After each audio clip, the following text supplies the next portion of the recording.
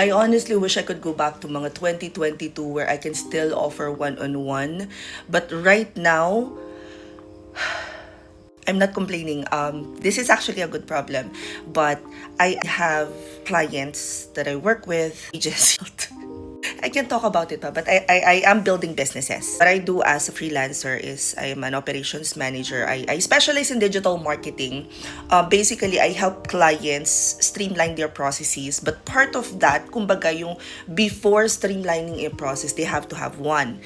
And doon na rin nag-stem yung part ng parang branch ng freelance business ko, ng consultation business ko, where I build VA agencies. And this isn't just local agencies ha. Like a lot of freelancers sa ibang bansa, they are starting to think about yung ano, ginagawa ko na to so why not build a team that will help me out? Those are my target market. And because of the way that my freelance business is structured, I am no longer able to accommodate yung mga request for one-on-one. However, ito yung ginagawa ko. I am balancing my time wherein even if busy tayo sa negosyo, busy tayo sa pamilya, I still want to give back to the community.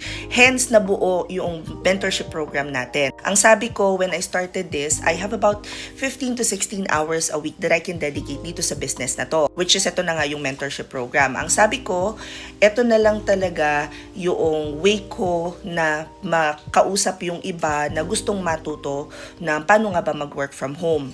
Kaya instead of offering one-on-one na bigla na lang kayo magbubook, wala pa kayong ideas na magsisimula and all that, I have my free resources sa link sa bio ko. Kung handa na kayo mag-start pagkatapos feeling ninyo mas kailangan nyo ng parang mas structured na guidance, binuo natin yung mentorship program. So we have different mentors, we have different coaches that can help you out depende sa kung anong niche yung napili ninyo. Now, after the live training, lahat po ng nag-e-enroll sa classes namin will have the ability to book one-on-one with me after nilang gawin yung mga kailangan nilang pag-aralan. So this is like the best that I can do right now with the schedule that I have.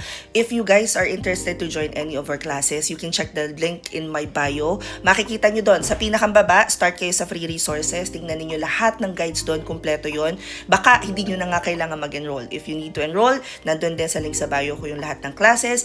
And at the end of each class, you guys will have the option to book your one-on-one. Hope this helps. Comment any questions you guys have about working from home. Follow from our Work From Home Chismis. Bye!